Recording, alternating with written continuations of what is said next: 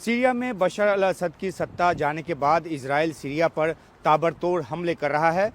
Israel के मुताबिक ये हमले वो उन सैन्य ठिकानों पर कर रहा है जहां हथियारों का बड़ा जखीरा है और उसे लगता है कि अगर ये हथियार विद्रोहियों के हाथ लगा तो इससे इजराइल की सुरक्षा को खतरा हो सकता है। मिल रही जानकारी के मुताबिक रविवार से लेकर अब तक ऐसे करीब 300 ठिकानों पर इजराइल ने हवाई हमले किए हैं। इनमें ईरानी वैज्ञानिकों के सहयोग से रॉकेट बनाने के ठिकाने भी जो हैं वो शामिल बताए गए हैं। सीरिया की राजधानी दमिश्क में भी हमले किए गए हैं।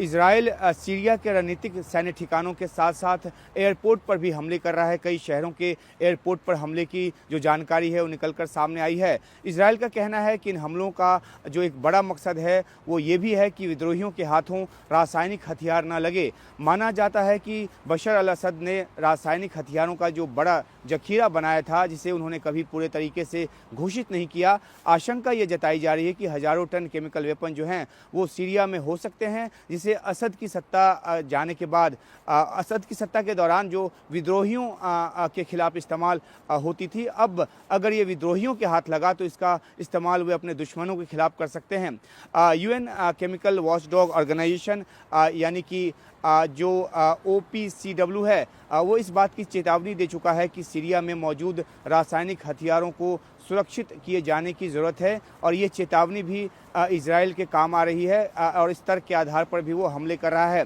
दरअसल इजराइल की कोशिश तख्ता पलट के मौके का फ़ायदा उठाकर सीरिया को सैन्य तौर पर बिल्कुल पंगु कर देने का है। वो इसलिए भी क्योंकि ईरान से सीरिया के ज़रिए भी हिजबुल्लाह तक मदद पहुंचती थी, जिसके साथ इजराइल का हाल में सीज़ फायर हुआ है, लेकिन इजराइल के हमले लेबनान में अब भी जारी हैं।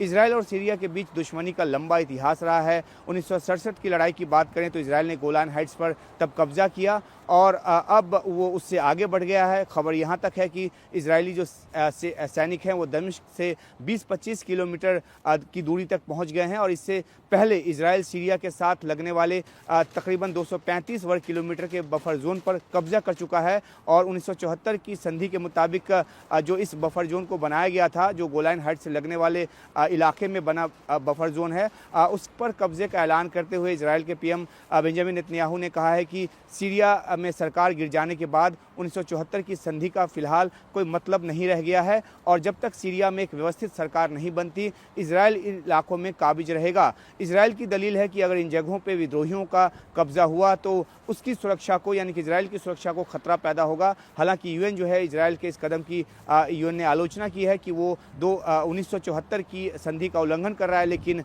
अमेरिका हमेशा की तरह इजराइल का जो है इस मौके पर भी साथ दे रहा है।